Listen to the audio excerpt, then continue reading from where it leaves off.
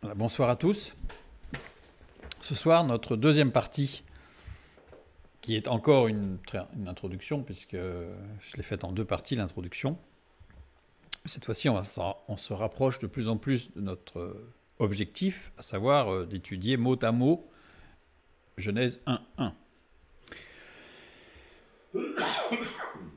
Cette deuxième partie d'introduction fait suite à la première partie. Ceux qui prendraient sur Internet, je dis que ce n'est pas nécessaire de regarder la première partie, mais c'est plus intéressant. Mais voilà, ce n'est pas nécessaire. Une fois comme la dernière fois, nous allons aborder des sujets qui, pour les spécialistes, je sais, c'est un petit peu simplifié.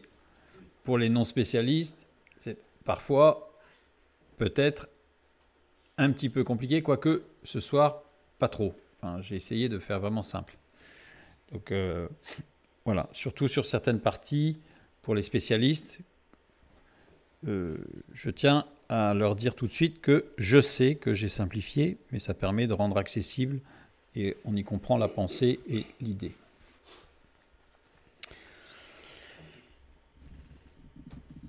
Nous allons faire un petit détour. La dernière fois, on a fait pas mal de petits détours. Ce soir, on va en faire quelques-uns encore. Un petit détour vers l'écriture du texte de l'Ancien Testament. Originellement, au tout début, les premiers textes ont été transmis oralement. Il n'y avait pas d'écrit, y compris pour les 10 commandements, ce qu'on appelle les 10 commandements, les 10 paroles de Dieu. Dans Exode 21, nous lisons « Alors Dieu prononça toutes ces paroles en disant ». Et il a énoncé ce qu'on a, je dirais, en déformant appelé les 10 commandements, puisque ce sont les 10 paroles à Devarim, les 10 paroles de Dieu. Et c'est d'abord énoncé. Dans le verbe prononcer, dabar, qui veut dire parler, c'est un verbe qui vient de déber, qui désigne un arrangement d'informations ordonnées qui commande des actions précises. Donc c'est pas du blabla, c'est pas des paroles pour rien dire, tout a été prévu.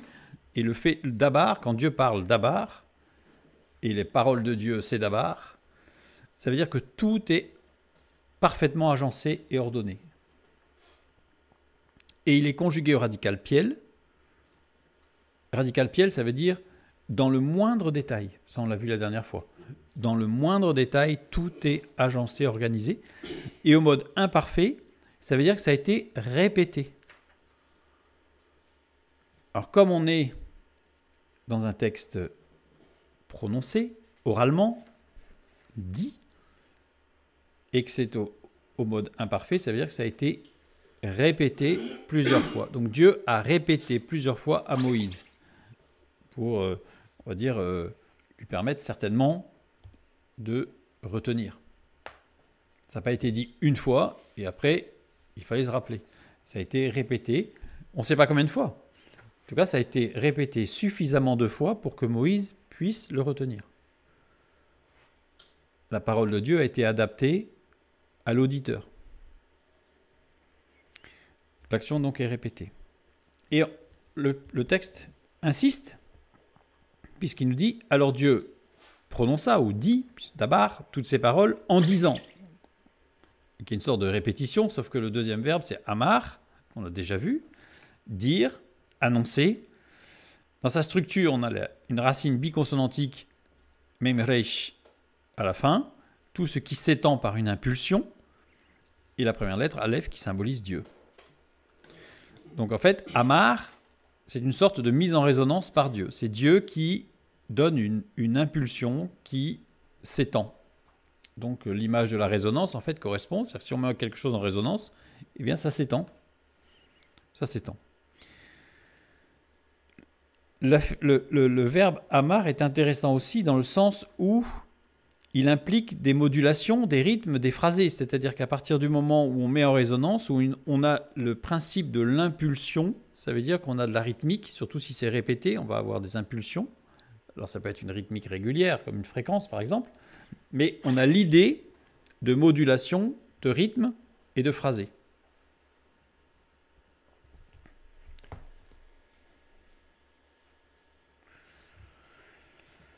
Très rapidement après, le texte qui était originellement uniquement à l'oral eh bien, il a été gravé. Exode 31, 18. Lorsque l'Éternel eut achevé de parler à Moïse sur la montagne de Sinaï, il lui donna les 2 tables du témoignage, tables de pierre écrites du doigt de Dieu. Il n'a pas d'abord donné l'écrit, puis après, il a dit. D'abord, il a parlé, et ensuite, ça a été écrit. La tradition juive, donc, rapporte que les commandements et lois reçus par Moïse sur le mont Sinaï étaient une succession de consonnes sans espace entre les mots. C'est-à-dire qu'il n'y avait pas d'espace entre les mots. Tout se suivait. Et que c'était une succession de consonnes. Il n'y avait pas les voyelles. C'est-à-dire tout ce qu'on a vu la dernière fois, à savoir les diacritiques. Il n'y avait qu'une succession de consonnes. À l'instar des premiers écrits divins, le Tanakh, donc l'Ancien Testament, a été écrit sans espace entre les mots et sans voyelles ni signes de vocalisation. C'est-à-dire que Dieu a donné les 10 paroles écrites d'une certaine manière. Eh bien, tout l'Ancien Testament a été écrit de la même manière. À savoir, une succession de consonnes sans voyelles. Alors, imaginez un texte en français où on supprimerait toutes les voyelles et tous les espaces. Ça nécessiterait de connaître le texte par cœur pour pouvoir le lire. Mais pas dans un par cœur absolu, puisqu'on a quand même le support des consonnes qui permet de se retrouver. Exercice quand même pas facile. Pas facile. Avant même de transmettre un texte écrit, les scribes et les sacrificateurs se transmettaient les textes oralement avec pour seul support la succession de consonnes. C'est-à-dire que dans le même principe que Dieu a transmis à Moïse d'abord oralement, puis l'écrit, les scribes et surtout les sacrificateurs, enfin ceux qui étaient responsables, entre guillemets, de la conservation et de la transmission des textes sacrés, eh bien, les transmettaient oralement. D'ailleurs, on a plein de textes qui nous disent aux enfants enseigner, raconter. Donc parler, c'est pas faites lire. Évidemment, dès qu'ils peuvent lire, ils le lisent. Mais on commence par l'oral, puis on passe par l'écrit. On passe à l'écrit. Sur un texte où il n'y avait que des consonnes. L'espacement entre les mots a été effectué au 5e siècle par les massorètes, on l'a vu la dernière fois, en même temps que l'adjonction des voyelles et diacritiques de cantillation, qui permettait de donner justement des modulations, du rythme, des phrasés, enfin, toutes sortes de choses en fait. C'est qu'au 5e siècle après Jésus-Christ, quasiment 2000 ans après Moïse, que les voyelles ont été écrites. Afin de s'assurer de la conservation intégrale du texte. Voilà, parce qu'il fallait absolument s'assurer que ce texte se conserve et ne se perde pas. Alors, j'ai mis Genèse 1.1. Originellement, et à partir du 5e siècle, avec les diacritiques et les espaces. Ce qui rend les choses quand même plus faciles. Plus faciles. Alors, pour les spécialistes, je fais quand même une toute petite parenthèse, les spécialistes remarqueront que, par exemple, la première lettre, Beit, Dagesh, c'est-à-dire avec un point, c'est-à-dire qu'elle est doublée, dans le texte original, elle n'est pas doublée. Pourquoi ? Parce qu'elle était dans la diction, on soulignait la lettre de telle sorte à ce qu'on sache qu'oralement, elle était doublée. Mais à l'écrit, elle ne l'était pas. Ça l'a été après. Alors ça, je fais juste une petite parenthèse, mais c'est pourquoi ?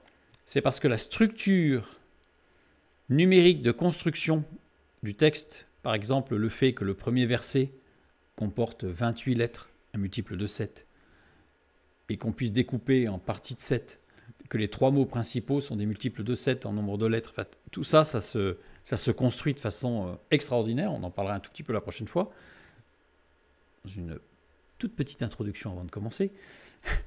Mais voilà, donc la structure en fait numérique, et je ne parle pas des codes et tout ça, ni de la guématrie, c'est-à-dire que la valeur de chaque lettre, etc. Je parle juste le nombre de lettres était conservé. Voilà. Mais par contre, dans la diction, le Beit était souligné de sorte qu'on sache qu'il y avait un appui sur le bait, donc le bait était doublé, par exemple. Voilà.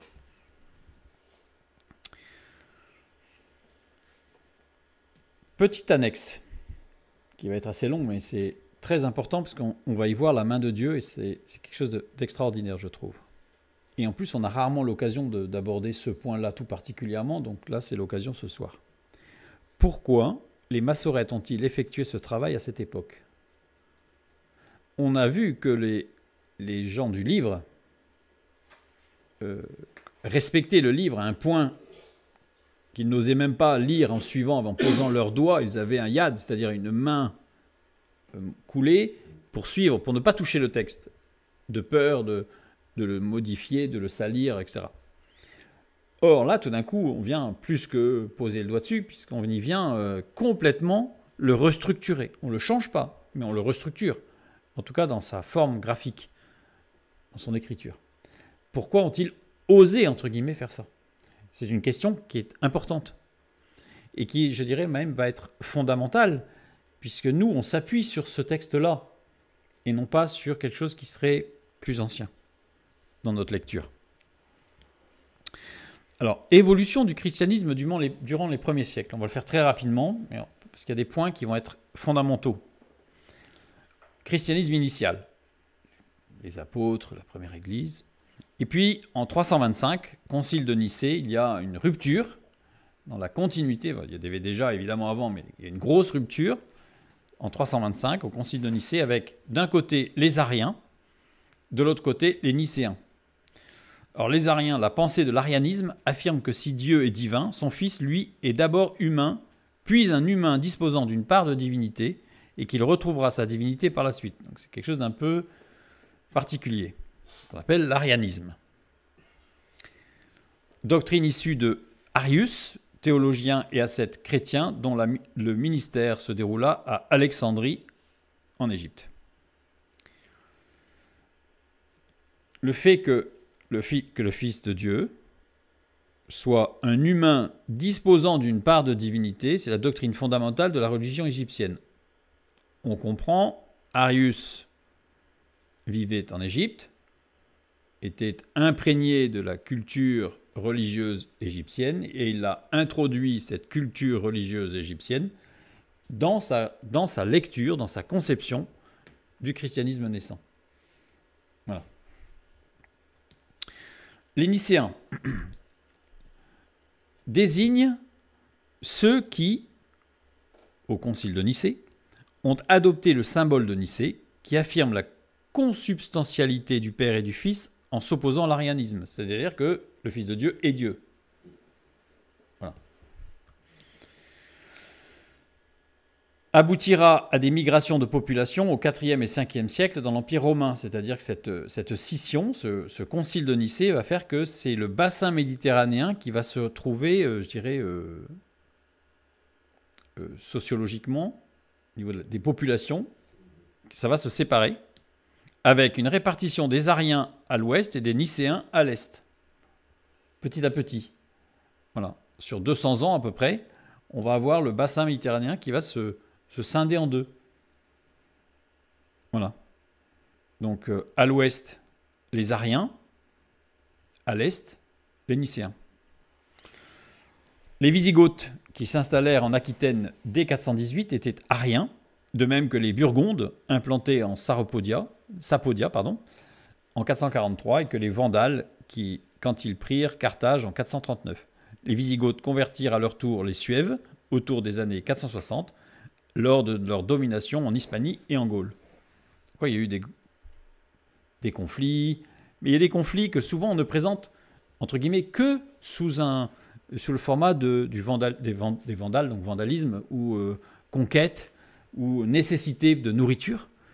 Mais on se rend compte, quand on regarde de près, qu'il y avait des conflits qui étaient sous-jacents dès le 4e, 3e siècle, déjà, sur des positions de conception, de positions religieuses différentes. Dès le départ. L'avènement du roi franc Clovis, qui opta vers 500 pour le christianisme nicéen, put ainsi s'appuyer sur cette subsistance de l'administration romaine lors de sa conquête de la Gaule. Les rois burgondes se convertissent vers 502 après leur alliance avec les Francs, puis une partie du royaume wisigothe est conquise à la bataille de Vouillé et doit également rejoindre le christianisme nicéen. C'est-à-dire que c'est intéressant parce que ça montre que toutes ces conquêtes avaient une importance, je dirais une grande importance, quant à la répartition des Nicéens et des Ariens. Au risque, si les Ariens envahissaient les territoires nicéens, au risque de perdre la consubstantialité. Au VIe siècle, le royaume vandale d'Afrique et le royaume ostrogoth d'Italie disparaissent lors des reconquêtes de l'empereur byzantin Justinien Ier. Le roi des Wisigoths d'Hispanie, Récarède, se rallie à la foi de Nicée lors du troisième concile de Tolède en 589. Chez les Lombards d'Italie, l'arianisme ne disparut que dans la seconde moitié du 7e siècle. Voilà, donc c'est pour montrer que des conceptions religieuses sont sous-jacentes en fait à tout ce qui s'est passé. Ce qu'on ne voit pas dans les livres d'histoire, bien sûr. Nous continuons. Les Nicéens, en 431, vous voyez, quasiment à peine un peu plus d'un siècle, hein, ça ne dure pas longtemps quand même. Hein. Il y a le concile d'Éphèse avec une nouvelle dissension forte, où on va arriver d'un côté, on va voir les Nestoriens, de l'autre côté, la Pentarchie, on verra tout à l'heure. Les Nestoriens, négation de la véritable union des deux natures de Christ en une seule personne, laissant sous-entendre une double personnalité. Le Logos habitait dans l'homme Jésus, si bien que l'union des deux natures était en quelque sorte analogue à l'habitation de l'esprit. On voit bien que il n'y a pas une consubstantialité. En fait, pour faire simple, en résumé, le conflit du christianisme, ça a été la divinité de Jésus-Christ. Ou pas. Donc là, on a encore une scission chez les Nicéens et les Nestoriens. Cela compromettait la véritable divinité du Christ, puisqu'il n'était différent des autres hommes en qui Dieu n'habitait que par la plénitude de sa présence et la maîtrise absolue que le divin en Christ est exercé sur l'humain. C'est-à-dire que c'était une vision où le Fils de Dieu était juste, à la limite, un homme particulièrement élu, voilà, particulièrement rempli de l'Esprit. Les Nestoriens refusent qu'on appelle la Vierge Marie Théotokos, c'est-à-dire mère de Dieu, parce qu'elle n'est pas pour eux la mère, elle n'est pour eux que la mère de l'homme Jésus. On voit qu'on prépare déjà le terrain, je dirais, à la grande scission de 1052 avec le catholicisme, qui intervient donc bien plus tard encore. Les Nestoriens refusent qu'on dise que Dieu a souffert et a été crucifié, puisque seule la nature humaine de Jésus, selon eux, a subi ces épreuves. Mais elle les a subies unies à sa divinité. Mais Dieu n'a pas souffert. C'est de la théologie. Hein, Le refus d'appeler la Vierge Marie Théotokos, mère de Dieu, raison pour laquelle les protestants ont parfois été appelés des Nestoriens à la Réforme. Parfois on appelle les protestants des Nestoriens parce que justement ça faisait partie des points marquants de la Réforme.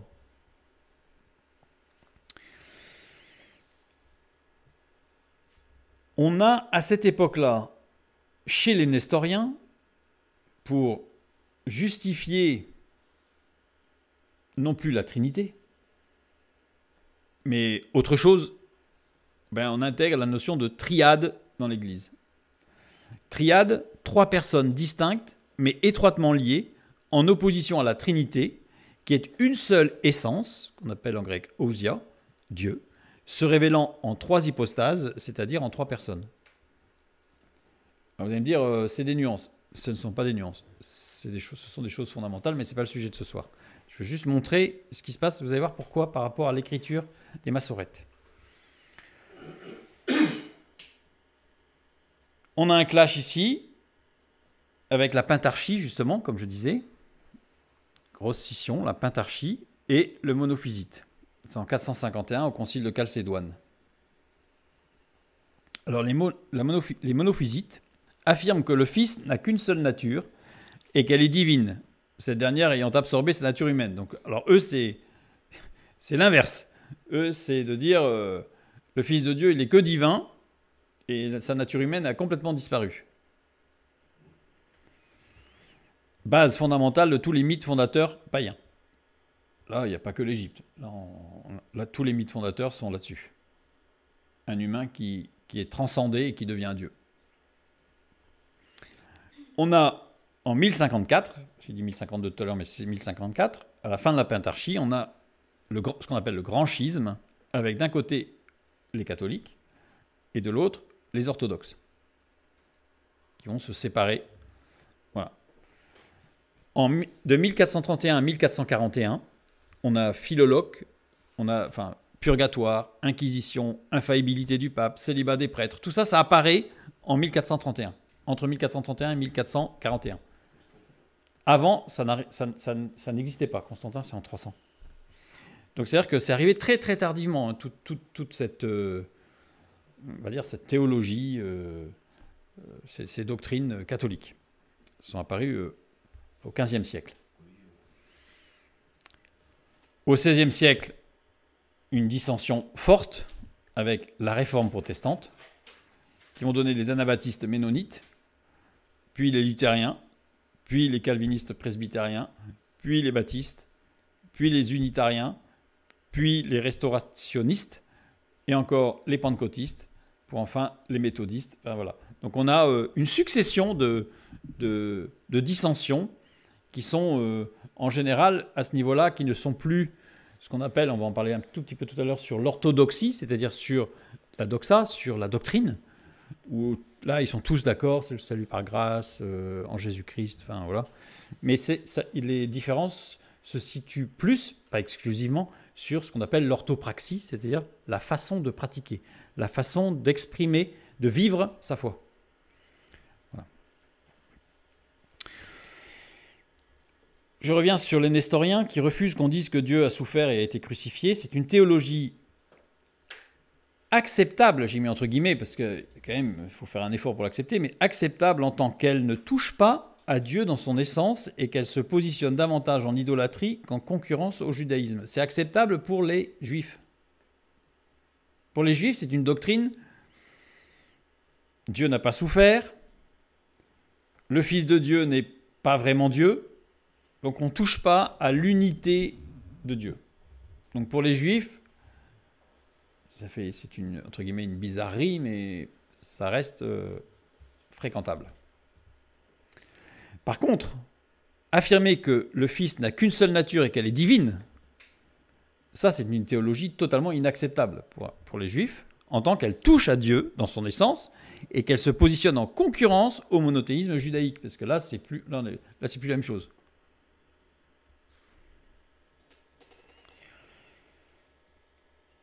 Maintenant, on va regarder l'évolution du judaïsme et après on va superposer les deux.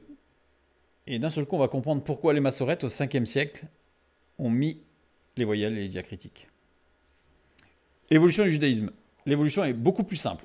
Certes, les spécialistes de l'histoire juive vont me dire que j'ai oublié quelques-uns au passage. Oui, mais ça reste anecdotique. Ce sont des mouvements qui n'ont pas de dissension très forte, en tout cas au niveau théologal, avec le judaïsme classique qu'on appelle. Donc on a un judaïsme initial, avec en 70, à la destruction du temple, en 70, on a la destruction du temple, et là on a une première dissension avec le judaïsme rabbinique, d'un côté, et de l'autre, le judaïsme karaïte. Alors la différence, c'est que le judaïsme rabbinique, après la destruction du second temple, et devant la menace de dilution et d'oubli de la tradition, les pharisiens décident de mettre la Torah orale par écrit, rompant ainsi avec un tabou ancien. Torah orale, c'est-à-dire toute la tradition. Tout ce qu'on dit sur les textes bibliques, qui eux sont déjà écrits, bien sûr. Le judaïsme karaïte, courant du judaïsme scripturaliste, car fondé sur la seule Mikra, c'est-à-dire la Bible hébraïque et le refus de la loi orale. Donc eux refusaient d'appliquer, enfin en fait refusaient de mettre au même niveau la loi orale, c'est-à-dire la tradition, avec le texte biblique. Il y avait primauté du texte biblique avec un intérêt certain pour la tradition. Ce n'est pas un refus complet, mais assurément la tradition n'était pas sacrée. Elle pouvait être remise en cause. opposition significative sur l'orthopraxie, mais non sur l'orthodoxie. C'est-à-dire la doxa, la doctrine de base, c'est la même. C'est le Tanakh, c'est l'Ancien Testament, c'est la parole de Dieu, on n'y touche pas. Par contre, sur la manière de pratiquer, et on voit bien ce qu'a dit Jésus avec les pharisiens, qui pratiquaient beaucoup de choses, mais qui étaient en dehors du texte biblique, eh bien là, les juifs karaïtes refusaient cette pratique en dehors du texte biblique. C'était stricto sensu le texte biblique de l'Ancien Testament. Le karaïsme conteste la Torah orale. D'ailleurs, on voit bien, les juifs rabbiniques l'appellent la Torah orale, alors que ce n'est pas la Torah, puisque c'est une tradition humaine. Donc, conteste la Torah orale, car elle se présente comme révélée, donc d'autorité équivalente. Il n'est ni interdit, ni même forcément déconseillé de la suivre, sauf pour les passages que les karaïtes considèrent en contradiction avec le texte écrit. On a encore le gros conflit entre oral et écrit. À l'origine, c'était oral puis écrit, et le judaïsme rabbinique est passé de l'écrit puis à l'oral. Schéma inverse. Alors que les karaïtes s'arrêtent à la transmission orale du texte écrit et le texte écrit, point. On n'en rajoute pas. Mais ne pas la présenter comme d'origine humaine mettait gravement en danger la primauté de la parole divine. Ce serait en contradiction au précepte édicté dans le Deutéronome de ne rien ajouter ni retrancher à la loi. C'est-à-dire que pour les karaïtes, dans le Deutéronome, c'est écrit il ne faut rien rajouter, rien retrancher, donc impossible, impossibilité. Là, forcément, dissension très forte. Et au 5e siècle, les commentaires oraux de chaque article de la Mishnah furent compilés dans la Gemara. C'est-à-dire la Mishnah, c'est ce qui a été mis, la loi orale, on va dire, la Torah orale, la loi orale qui a été mise par écrite, et après la Gemara, c'est une compilation des commentaires et de la Mishnah. Parfois même des commentaires sur les commentaires. Et au niveau du judaïsme karaïte, au 5e siècle, les massorètes karaïtes rompent aussi avec l'interdit ancien de retranscrire le texte biblique de façon à donner l'accès à une lecture directe, c'est-à-dire ils ont rajouté les diacritiques et les voyelles. Donc on voit que là, il s'est passé, il y a eu en 70, il y a eu une rupture forte, mais au 5e siècle, il y a eu une autre rupture, je ne vais pas dire forte, mais profonde, entre les deux. Le judaïsme rabbinique a subi, vous voyez, très tardivement, c'est le juif Moses Mendelssohn qui va intégrer la philosophie des Lumières dans l'exégèse rabbinique. On est très tardivement, c'est au XVIIIe siècle, donc c'est bien après. Contrairement au christianisme où ça a été un peu presque régulier là, tous les siècles, là c'est très tardif. Alors juste pour information, ce Moses Mendelssohn, c'est le grand-père de Félix Mendelssohn, le compositeur. Ça, c'est pour la petite histoire. Et ça a donné le judaïsme qu'on appelle le judaïsme réformé. Alors, c'est intéressant parce qu'on appelle judaïsme réformé, sauf en France, en Angleterre et aux Pays-Bas, où on l'appelle judaïsme libéral. Donc, si vous voyez judaïsme libéral, c'est le judaïsme réformé, suite à l'intégration de la philosophie des Lumières dans l'exégèse rabbinique. Le judaïsme karaïte a disparu, c'est-à-dire qu'il s'est éteint aux alentours du XIIe siècle. Mais c'est à ce moment-là que le travail de mise par écrit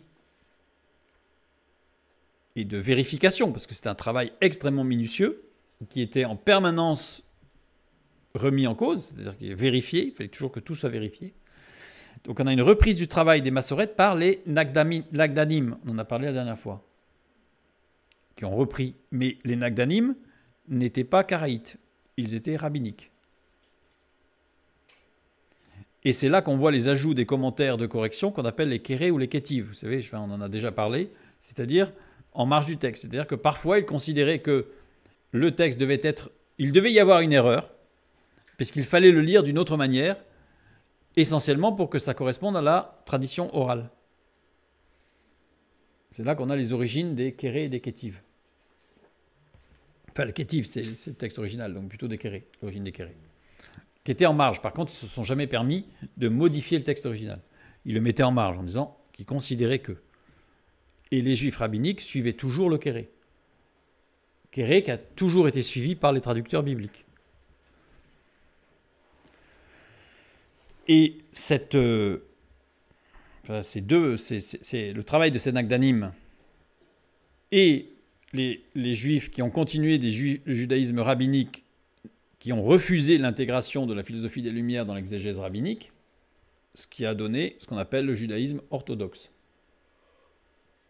C'est-à-dire, alors dans le judaïsme orthodoxe, il y a aussi beaucoup de choses, hein, parce que là aujourd'hui, dès qu'on parle juif orthodoxe, on imagine les juifs de Jérusalem qui sont dans des situations sociales extrêmement compliquées parce qu'ils refusent toute avancée. Tous les juifs orthodoxes ne sont pas comme ça. Voilà. Je ne rentre pas dans les détails. Appellation donnée au début du 19e siècle en Allemagne, juif orthodoxe. Avant, ça ne s'appelait pas orthodoxe, mais c'était le principe. C'était toujours le judaïsme rabbinique, en fait. Quand on dit qu'il y a la disparition du judaïsme karaïte au XIIe siècle, qu'est-ce qu'il y a eu ? Il y a eu un renouveau de la philosophie et de la théologie avec des débats sur des questions telles que la théologie mystique et la philosophie scolastique. Qu'est-ce que la théologie mystique ? La théologie mystique, c'est la branche de la théologie qui se concentre sur l'expérience directe et intime de la présence de Dieu et la communion avec le divin en explorant les aspects spirituels et mystérieux de la foi, en cherchant à approfondir la relation personnelle avec Dieu au-delà des dogmes et des pratiques religieuses traditionnelles. Ça veut dire quoi en 2 mots ? Ça veut dire rechercher l'expérience mystique. Rechercher une révélation supratextuelle, c'est-à-dire que on en arrive à des gens qui vont écrire des expériences spirituelles qui valent plus que le texte biblique, puisque parfois elle contredit le texte biblique, mais c'est pas grave, puisque c'est une expérience mystique d'extase qui fait que ça a valeur de sainteté et de sacralité. Voilà, c'est là qu'apparaissent au XIIe siècle certains mystiques, etc. Je ne vais pas mettre les noms, mais voilà. C'est la théologie mystique. Et on a la philosophie scolastique, tradition philosophique qui cherchait à concilier la foi chrétienne et la raison philosophique, en particulier en utilisant les méthodes et les concepts de la philosophie aristotélicienne. Ah, c'est l'inverse, quoi. C'est-à-dire, d'un côté, il y a ceux qui vont rechercher le mystique, l'extase extracorporelle, l'expérience extracorporelle, extrasensorielle, enfin tout ce que vous voulez. Et de l'autre côté, vous avez des gens qui, en réaction en fait, vont chercher à établir un lien de la foi avec la raison. Voilà.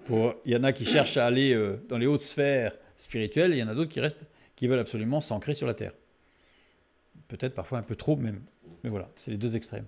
Alors évidemment, c'est pas un clivage, voilà, c'est soit l'un soit l'autre. Évidemment, il y a eu toute une nuance entre les deux, mais voilà les tendances qu'il y a eu au XIIe siècle à la disparition du judaïsme karaïte. On a le développement historique de la Kabbale juive avec les premiers commentaires du Sefer Yetzira, le livre de la création, qui n'est pas biblique bien sûr, par Saïdid Gaon et par Dunash ben Tamim. Donc là, on a le développement de la Kabbale qui va arriver entre le XIe et XIIe siècle. Justement dans ce mouvement un petit peu, qui va s'engouffrer dans ce mouvement mystique pour chercher des choses toujours plus. Et évidemment, ce genre de choses, c'est réservé à une élite. Alors une élite de sainteté, une élite de pratique, d'orthopraxie très difficile, très dure, d'autoflagellation, enfin tout ce que vous voulez. Après, c'est parti.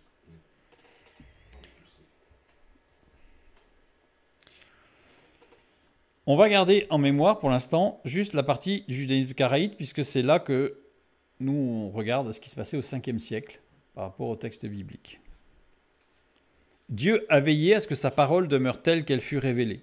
Parce qu'à partir de là, s'il n'y avait pas eu ce travail-là, à partir du XIIe siècle, ça se serait perdu. Puisque le judaïsme rabbinique aurait remplacé certains termes par le kéré, en fait, on aurait glissé et on aurait perdu, puisque ça n'aurait été que des consonnes. On n'aurait pas eu les voyelles ni les diacritiques. Donc à partir du moment où il y a une vocalisation qui aurait pu différer, enfin changer, être différente, on perdait le texte original. Donc les juifs karaïtes qui ont disparu par la suite, mais ont été quelque part utilisés par Dieu pour positionner un texte de façon sûre et constante. Et si on je superpose avec le christianisme, et je vais m'arrêter sur la partie qui nous intéresse au 5e siècle avec les monophysites, Dieu a utilisé les éléments de stimulation, j'ai mis entre guillemets, pour que des juifs zélés puissent retranscrire tous les éléments de lecture du texte révélé. C'est-à-dire que on a deux choses. On a les karaïtes et le rabbinique, qui, on a vu, s'opposent. Et en même temps apparaissent toute une succession de théologies chrétiennes, dont une en particulier qui vient complètement bousculer et mettre en danger la théologie juive, c'est les monophysites. Et donc les monophysites, en fait, font partie de ceux qui ont poussé les karaïtes à mettre leur texte, puisque les chrétiens utilisaient leur texte, mais quelque part risquaient de déformer leur texte pour se les approprier et amener à une théologie chrétienne destructrice par rapport au judaïsme. Et donc là, on voit que tout ça, évidemment, c'est presque du travail, enfin, c'est du travail d'orfèvre, c'est du travail d'horloger, parce que tout se combine pour que ce soit exactement au bon moment. Dieu a géré tous les événements de l'histoire pour que l'Église puisse avoir accès aux textes révélés dans leur intégralité. Et tout ça, les monophysites, etc., amenés par qui? Par les Vandales, les Wisigoths, les Ostrogoths. En fait, tout ce qui paraît être complètement confus, aléatoire, désordonné, illogique parfois. Non. Ça a fait partie de la mise en place de l'équilibre nécessaire pour amener à ce que le texte biblique soit conservé. Je trouve que c'est une petite parenthèse, mais c'est extraordinaire et que, en tant que chrétien, ce serait intéressant de reprendre toute l'histoire de l'humanité au travers d'une vision du plan de Dieu. Parce qu'on se rend compte, à ce moment-là, par rapport au mouvement de l'Égypte, la Syrie, dans l'ancien, en Antiquité, même les Grecs, etc., eh bien, on se rend compte qu'en réalité, toute chose concourt à l'avancement du plan de Dieu. Alors que quand on a une lecture historico-historique, c'est-à-dire on reste là, on a l'impression que c'est juste des hommes qui se lèvent parce qu'ils ont des désirs de grandeur, parce qu'il faut survivre, il y a des famines. Enfin, on a l'impression que c'est un peu aléatoire et que bon an, mal an, on en arrive là, mais bon, c'est un coup de chance presque. Non. Si on regarde toute l'histoire au travers du prisme du plan de Dieu et des écrits bibliques par rapport au plan de Dieu, on se rend compte que tout est parfait. Même le séjour, on a déjà étudié le séjour en Égypte du peuple d'Israël, etc., faisait partie de la nécessité.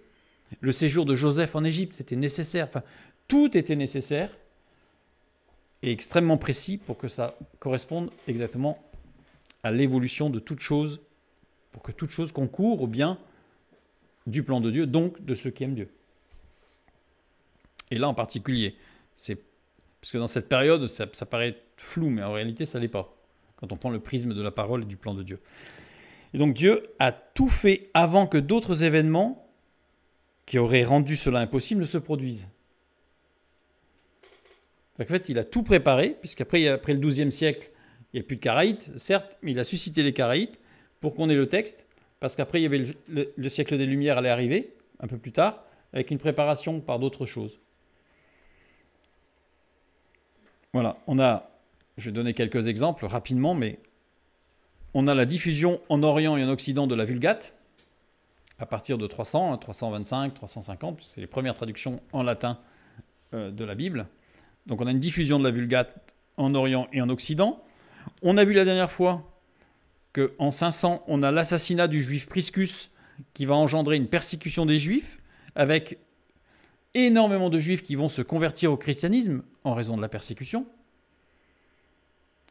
484-514, on a le schisme d'Orient et d'Occident, qui va amener une régression culturelle importante, puisqu'en fait on va perdre énormément de sens culturel, même par rapport à la romanisation qu'il y a eu précédemment, et même à l'hellénisme, à l'enseignement des Grecs, qu'il va y avoir ce qu'on avait appelé une période d'obscurantisme profond, pour diverses raisons, mais ce n'est pas le sujet. Au Xe siècle, on a la grammaire de l'hébreu biblique conçue sur des concepts grammaticaux du grec et du latin, on l'a vu la dernière fois. Donc en fait, on voit que tout se construit et que le 5e siècle, c'était le moment, puisque le 5e siècle, les Juifs n'étaient pas exclus, puisque c'est un petit peu plus tard, à partir du 10e siècle, en fait, qu'ils vont être exclus des pays, donc il fallait le faire avant. Au 12e siècle, dispersion des Juifs, donc il fallait absolument que ce soit fait avant le 12e siècle, et les Caraïtes ont disparu au 12e siècle, et tout était fini au 12e siècle. Quand je parle des événements qui allaient rendre cela impossible, il faut considérer que ce sont des événements qui préparaient d'autres étapes du plan de Dieu. Ce n'étaient pas des événements qui étaient là parce que le diable avait suscité je ne sais pas quoi pour que ça ne se produise pas. Non. Si on les regarde, ce n'est pas le sujet de ce soir, mais si on les regarde encore au niveau du prisme, au travers du prisme du plan de l'histoire du plan de Dieu, eh bien on se rend compte que ces autres événements étaient nécessaires parce qu'il allait se produire d'autres choses jusqu'à aujourd'hui et jusqu'à la fin des temps. Donc tout est cadencé, tout est ordonnancé, tout est précis. Voilà, c'était juste, c'est pas souvent qu'on peut en parler, ce genre de choses, donc je me suis dit, je profite de cette parenthèse. Donc on a vu que tout était écrit sans espace et que c'est à partir du 5e siècle qu'il y a eu des espaces, les diacritiques et même les diacritiques de cantillation, donc voyelles et cantillation. Comment savoir où s'arrêter la phrase? Puisqu'à partir du moment... Parce que dans certains cas, c'est un peu compliqué. Genèse chapitre 1, verset 1, c'était assez facile. En plus, il y avait 2 fois le même mot qui se répétait, le sujet, Haaretz, donc c'était assez simple. Par contre, dans certains versets, il s'arrête où le verset? Enfin, la phrase s'arrête où? Les lettres étaient comptées par ligne. Certains parlent de stick comme division ancienne des versets. C'est-à-dire que les versets, on connaît, c'est à partir du XVIe siècle, en fait, que ça a été divisé en versets, surtout pour les questions d'imprimerie. Avant, on ne parlait pas de versets. Le verset, c'est tardif. C'est très tardif. Avant, on parlait de... Enfin, certains disent qu'on parlait de stick, parce qu'on numérotait par ligne combien il y avait de caractères. Alors les sticks, la stichométrie était, dans l'Antiquité, l'art de diviser les écrits en segments de dimensions à peu près identiques, en nombre de lettres. Parfois en nombre de mots, mais plus rare. Souvent, c'est en nombre de lettres. Pour les Grecs, il s'agit de la segmentation d'un texte en lignes ou vers, qu'on appelle les stikoi, correspondant à une longueur de 16 syllabes, soit la longueur d'un vers, chez Homère, environ 36 lettres. Mais c'est précis. Souvent, c'est précis, les sticks. Système employé pour faciliter la lecture des œuvres en prose. Ça permettait quand même de respirer, quoi. C'est-à-dire qu'à un moment donné, on arrivait à des bouts de ligne et puis on savait que... Voilà. Système utilisé pour l'édition des manuscrits. Pourquoi? Pour évaluer la longueur d'un texte et le paiement du copiste, dû au copiste. Puisqu'on comptait le nombre, parce que le copiste à la main, il recopiait un nombre de caractères. Il était payé au caractère. Donc comme chaque ligne, on avait le nombre de caractères par ligne, c'était facile, on faisait la somme de la page et on savait combien on lui devait. Pour repérer du texte en vue de son édition ou de sa critique. Parce que c'était assez difficile de dire dans Genèse... tu sais, là où il est parlé de... Là où il a employé le mot...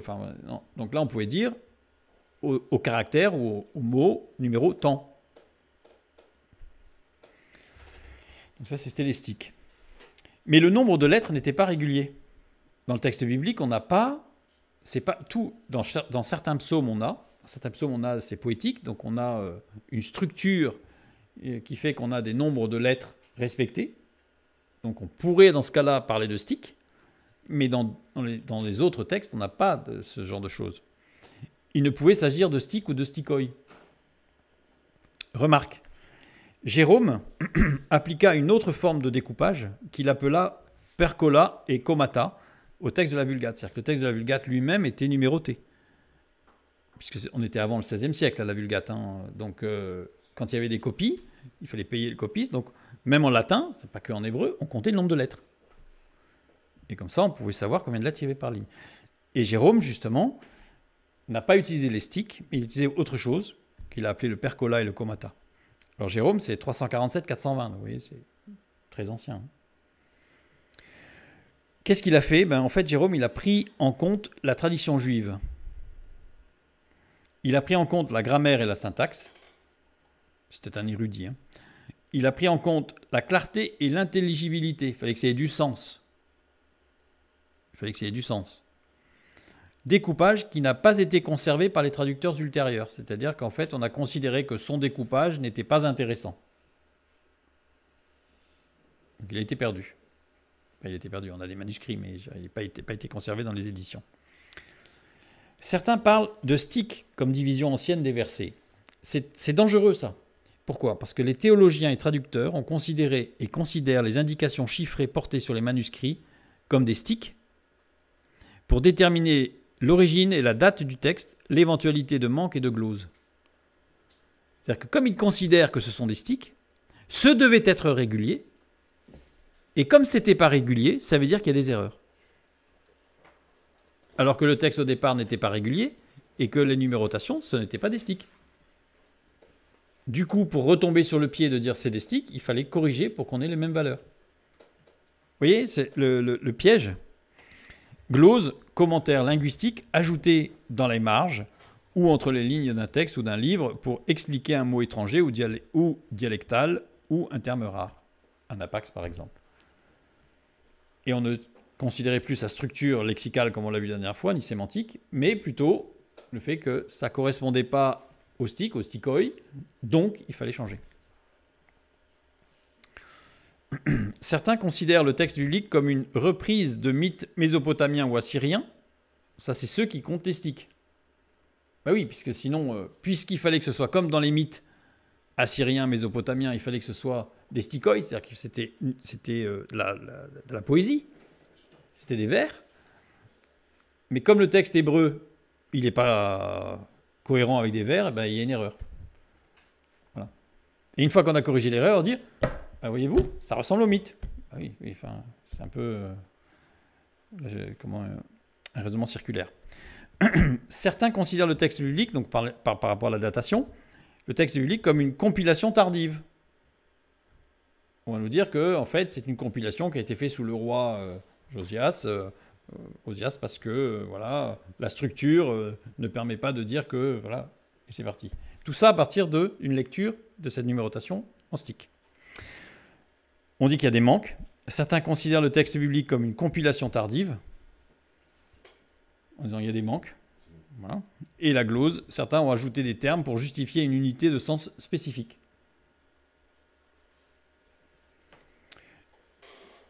Bon, je vais prendre un exemple dans le Nouveau Testament, puisque c'est dans le grec aussi, hein, ça s'est fait exactement pareil, hein, de la même manière. Dans Matthieu 8, 17 à 25. Jésus, l'ayant connu, leur dit « Pourquoi raisonnez-vous sur ce que vous n'avez pas de pain? Êtes-vous encore sans intelligence et ne comprenez-vous pas? Avez-vous le cœur endurci? Ayant les yeux, ne voyez-vous pas? Ayant des oreilles, n'entendez-vous pas? Et n'avez-vous point de mémoire? Quand j'ai rompu les 5 pains pour les 5000 hommes, combien de paniers pleins de morceaux avez-vous emporté? 12, lui répondirent-ils. Et il leur dit, ne comprenez-vous pas encore? Ils se rendirent à Bethsaïda, et on amena vers Jésus un aveugle qu'on le pria de toucher. Il prit l'aveugle par la main et le conduisit hors du village. Puis il lui mit de la salive sur les yeux, lui imposa les mains, et lui demanda s'il voyait quelque chose. Il regarda et dit, j'aperçois des hommes, mais j'en vois comme des arbres, et qui marchent. Jésus lui mit de nouveau les mains sur les yeux, et quand l'aveugle regarda fixement, il fut guéri, et vit tout distinctement. Ce qui est intéressant ici, c'est la succession des interrogations de Jésus aux disciples. La phrase grecque ne porte pas de pronom interrogatif tis. Ça veut dire qu'il ne s'agit pas de question, mais ça a été corrigé comme étant une question. Il ne s'agit pas d'interrogation, mais d'affirmation de Jésus.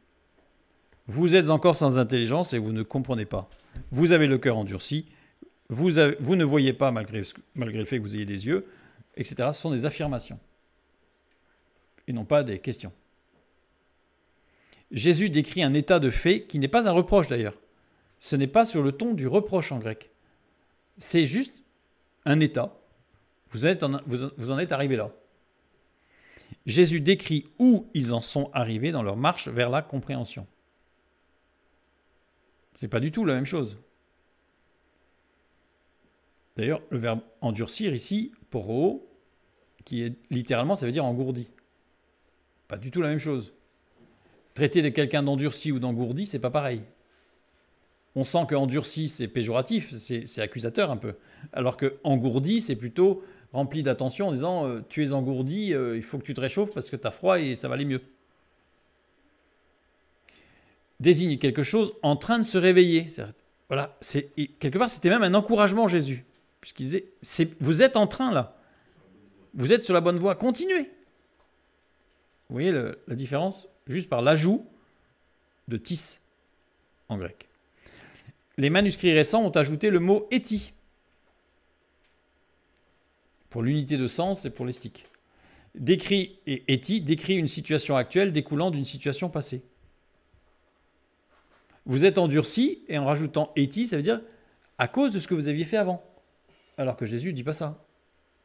Il dit juste vous êtes en progression, c'est bien, continue. Un exemple rapide.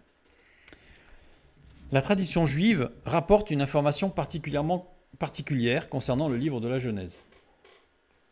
Donc là, on a compris pourquoi que Dieu a tout conduit. Et grâce à cette conduite extraordinaire de Dieu, nous avons accès au texte, nous, aujourd'hui, en tant que chrétiens, à un texte complet. Sinon, nous n'aurions pas eu accès à ce texte. Et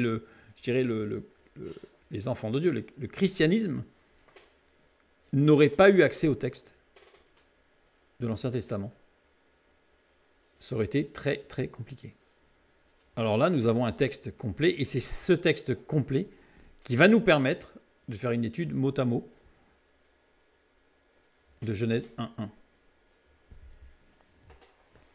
Le livre de la Genèse, alors voilà ce que rapporte la tradition juive. Le livre de la Genèse reprend tout le plan de Dieu pour l'humanité décrit dans l'Ancien Testament. Le livre de la Genèse est contenu dans le premier chapitre de la Genèse.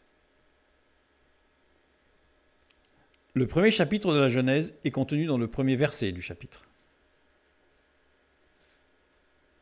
Voilà, premier verset. Donc, tout le premier chapitre de la Genèse, donc toute la Genèse, donc tout le plan de Dieu se trouve là.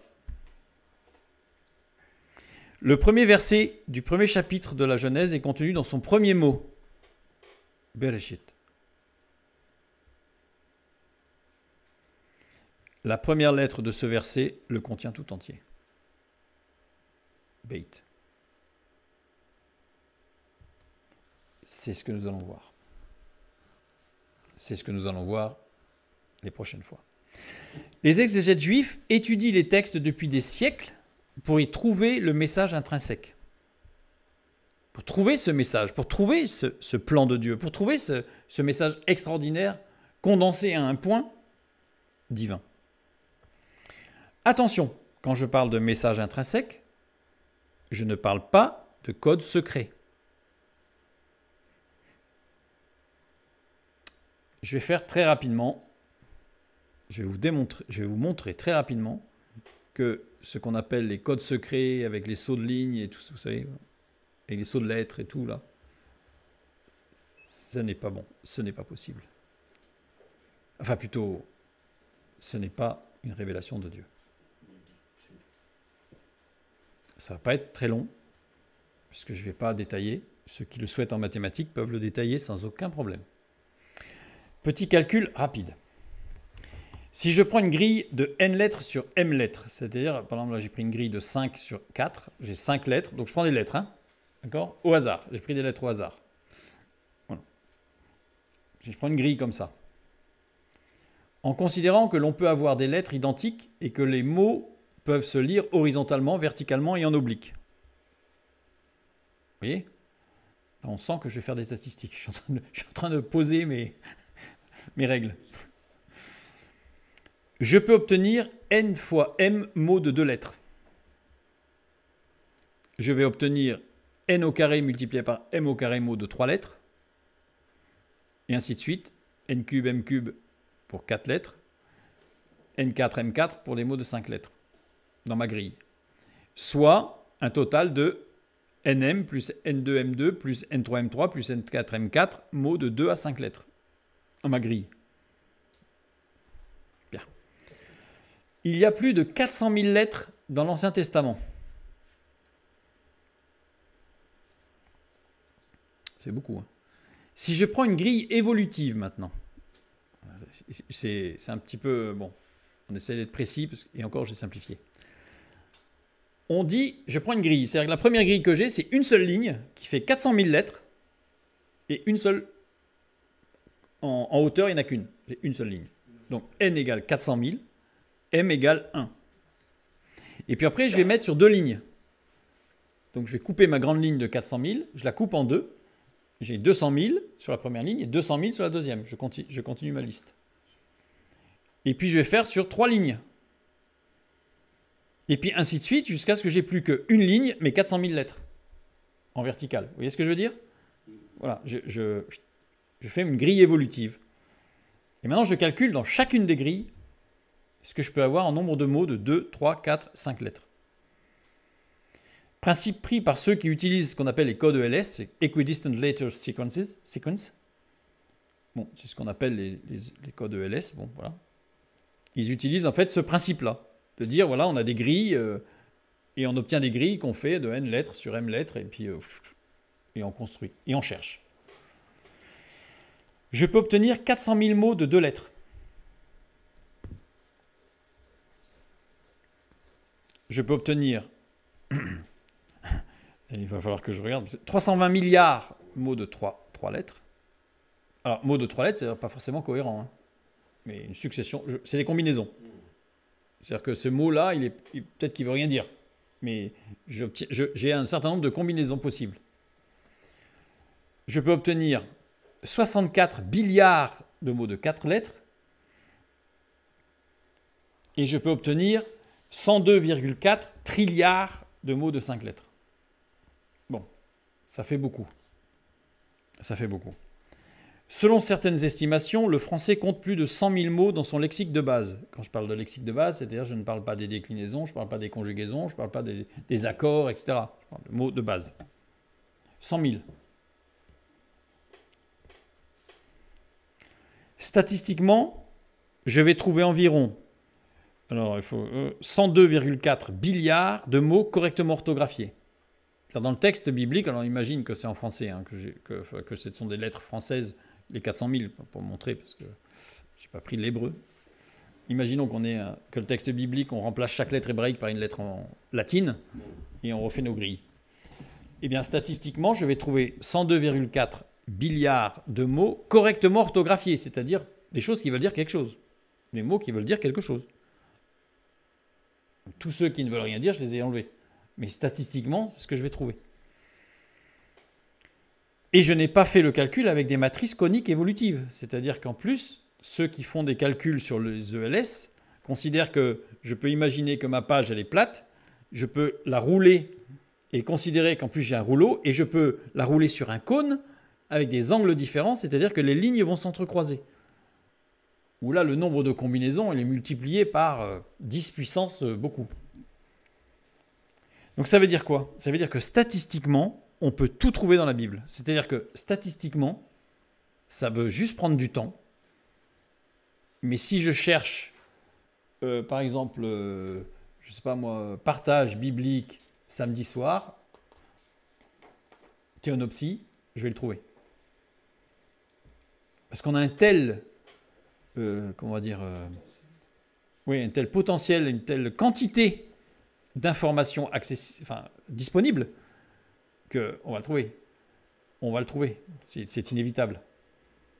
C'est comme si vous aviez 400 000 dés, vous les lancez tous et vous dites je vais essayer de trouver 3 double 6. Si vous avez 102,4 trilliards de dés que vous lancez, je pense que vous allez trouver un double 6. Alors j'ai pris un peu, c'est un peu simplé, ce que je dis simpliste, mais on peut aller plus loin. On va parler du double 6, mais même 100 double 6, même 1000 double 6, même 100 000 double 6. Sur 102,4 trilliards, ça ne veut même plus rien dire, trilliard, on ne sait même pas ce que ça veut dire, tellement c'est énorme comme nombre. Donc voilà, donc on n'est pas dans les histoires de codes secrets et tout ça, ça ne tient pas la route d'un point de vue statistique. J'ai fait très simple, mais pour ceux qui veulent, ils peuvent, amusez-vous, et vous allez voir qu'en fait, statistiquement, c'est impossible. C'est comme dans le nombre pi. Vous connaissez pi, 3,14, 16, etc. Pi, c'est un nombre infini, c'est-à-dire qu'il n'a pas de périodicité, il n'a pas de période. C'est-à-dire que vous pouvez calculer pi aussi loin que vous voulez après la virgule, vous trouverez toujours une succession de nombres qui ne se répètent pas. Donc le nombre pi est un nombre décimal infini. Donc, comme il est infini, qui n'a pas de fin, nous savons que nous pouvons y retrouver toutes les œuvres de Émile Zola, par exemple, dans l'ordre. Ben oui, puisque c'est infini. Ben, quelque chose qui est infini n'a pas de fin. Je suis en train de faire une lapalissade là, mais voilà. Donc on sait que dans le nombre pi, on a toute l'histoire de l'humanité dans le nombre pi, puisqu'il est infini. Alors, la parole de Dieu n'est pas infinie. Mais comme elle est basée sur des biconsonnes, sur les 2 lettres qui sont des racines primaires, et on peut aller jusqu'à 3 lettres, là je me suis amusé avec des calculs jusqu'à 5, mais c'est énorme en fait ce qu'on peut faire. Donc au niveau statistique, ça ne tient pas. On y trouvera tout ce qu'on veut trouver. Donc je dis bien qu'il ne s'agit pas de code secret, mais d'un message intrinsèque. S'il y avait un message secret, il serait l'apanage d'une élite ou de quelques initiés. Or, la parole de Dieu n'est pas pour les élites et pour les initiés. La parole de Dieu, elle est pour tous. Toute la parole est claire et ouverte à tous. De l'enfant qui vient d'apprendre à lire à la personne la plus érudite qu'il puisse y avoir sur Terre. L'étude des textes en profondeur, ce que j'appelle en profondeur, c'est tel qu'on va le faire, ne fait que renforcer, si besoin était, parce qu'on n'en a pas besoin, mais c'est un plus, c'est la cerise sur le gâteau, je dirais, ne fait que renforcer la puissance et la révélation de la parole de Dieu existant dans une lecture simple et directe. C'est-à-dire une lecture simple et directe donne le message. Ce que nous allons y trouver ne peut pas modifier le message qui est clair. Sinon, oui, modifier, contredire, c'est encore pire, mais sinon, cette lecture est forcément fausse. Ça ne correspond pas, je dirais, à la structure du message divin. Ça, c'est très important, il faut le garder à l'esprit. Matthieu 13, 34 et 35, Jésus dit à la foule toutes ces choses en parabole, et il ne lui parlait point sans parabole, afin que s'accomplisse ce qui avait été annoncé par le prophète. J'ouvrirai ma bouche en parabole, je publierai des choses cachées depuis la création du monde. Ce fameux prophète, on le retrouve dans le psaume 78, 2, c'est une citation du psaume 78, le verset 2. J'ouvre la bouche par des sentences, je publie la sagesse des temps anciens. Des temps anciens. Le mot sentence, c'est machal, qui veut dire proverbe ou parabole d'ailleurs. Je trouve que ça aurait été plus intéressant de traduire directement, j'ouvre la bouche par des paraboles, je publie, voilà, plutôt que de mettre sentence.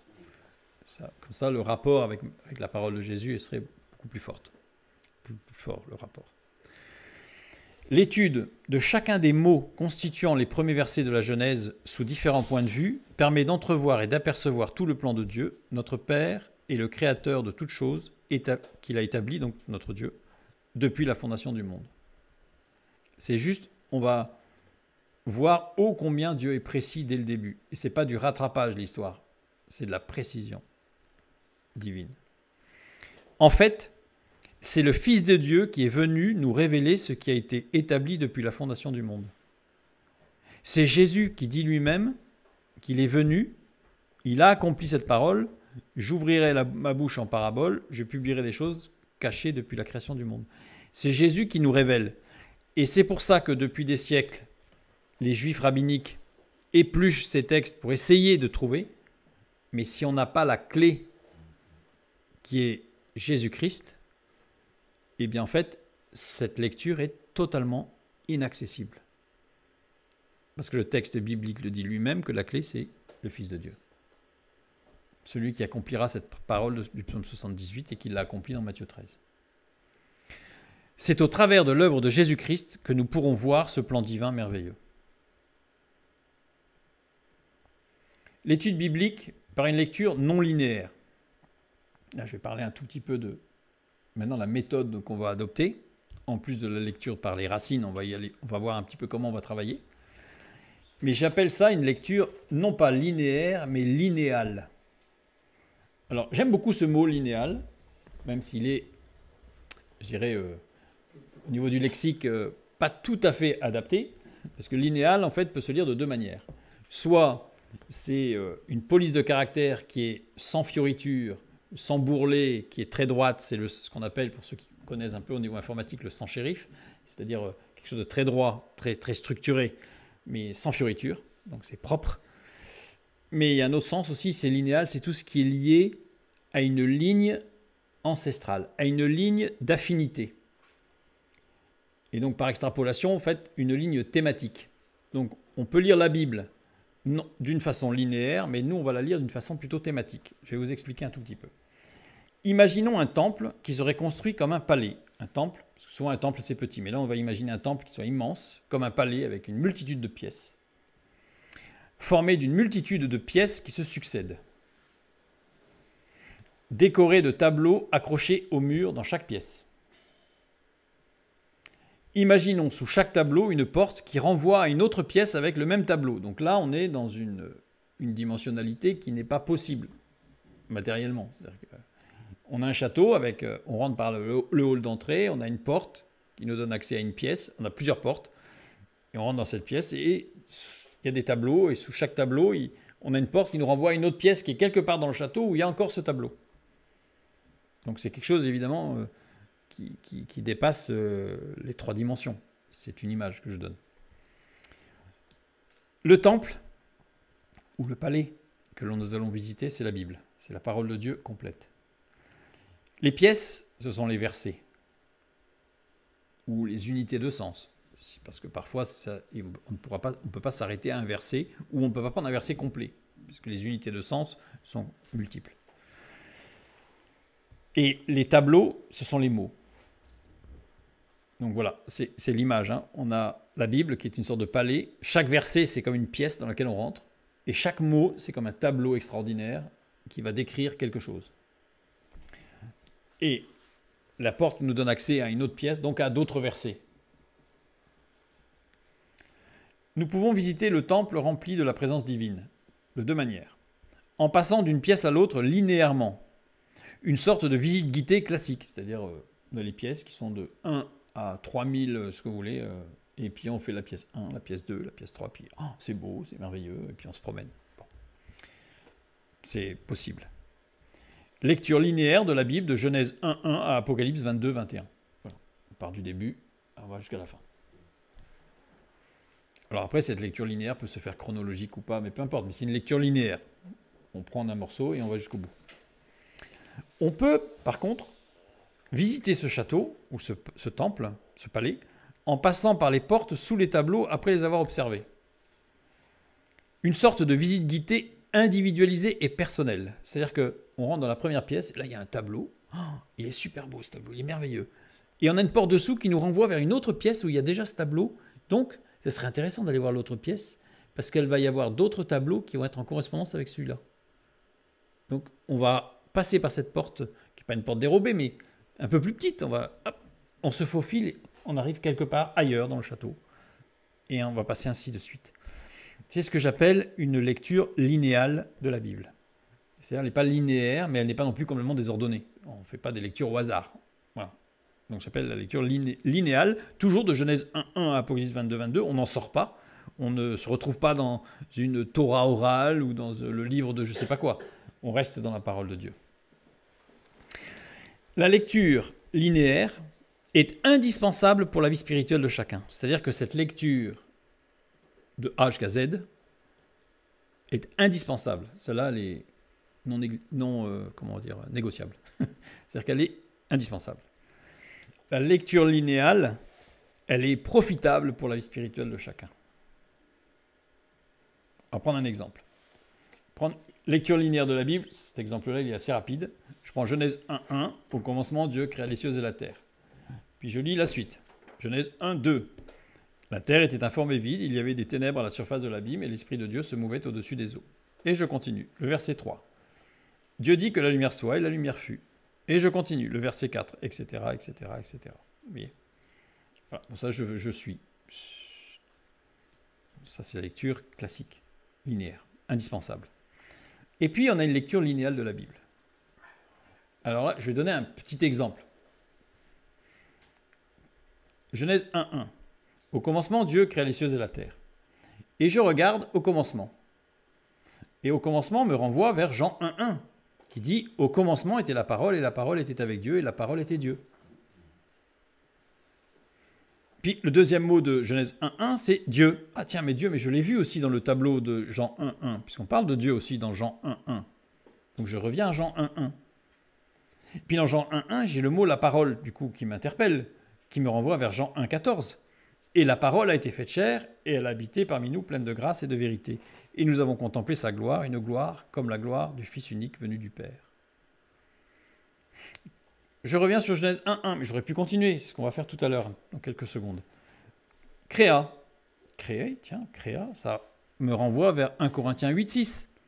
Néanmoins, pour nous, il n'y a qu'un seul Dieu. Tiens, Dieu. Ah, tiens, je l'ai vu dans Genèse 1.1 aussi, tiens. Ah, puis dans Jean 1.1. Donc, néanmoins, pour nous, il n'y a qu'un seul Dieu, le Père de qui viennent toutes choses et pour qui nous sommes, et un seul Seigneur Jésus-Christ, par qui sont toutes choses et par qui nous sommes. Ah, la création, Jésus. Intéressant. Oh, la notion de Père, je la retrouve aussi dans Jean 1.14, qui est en lien avec la parole. Vous voyez, en fait, on commence à faire comme des liens qui vont dans tous les sens. Jésus-Christ, je le trouve aussi dans Jean 1.14, en tant que Fils unique.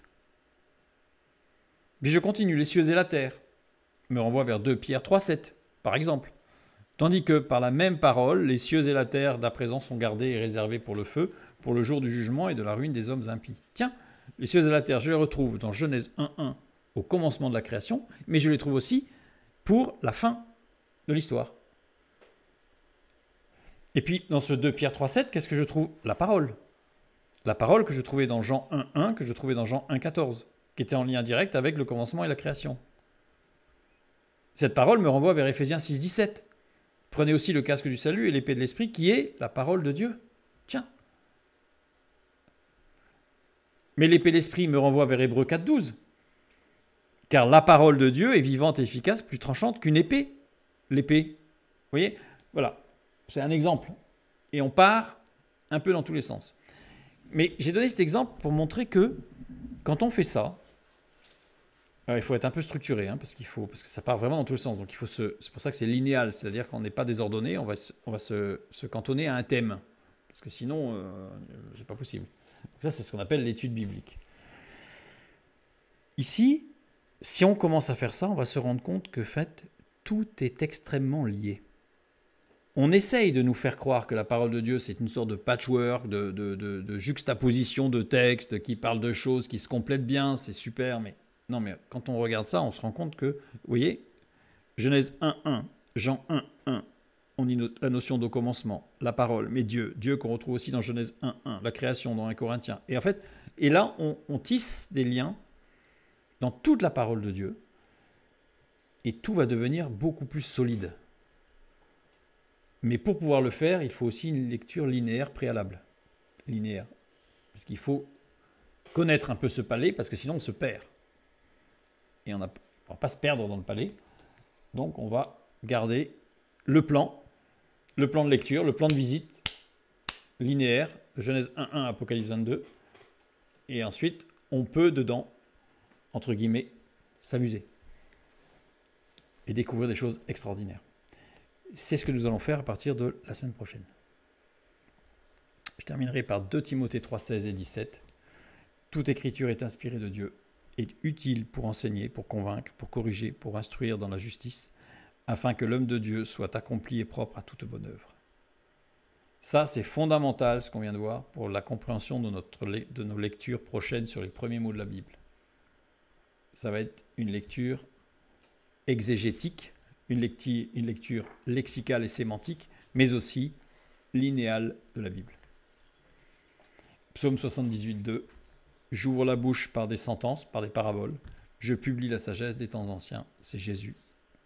C'est au travers de Jésus-Christ que nous pourrons le faire. Que Dieu vous bénisse et à bientôt.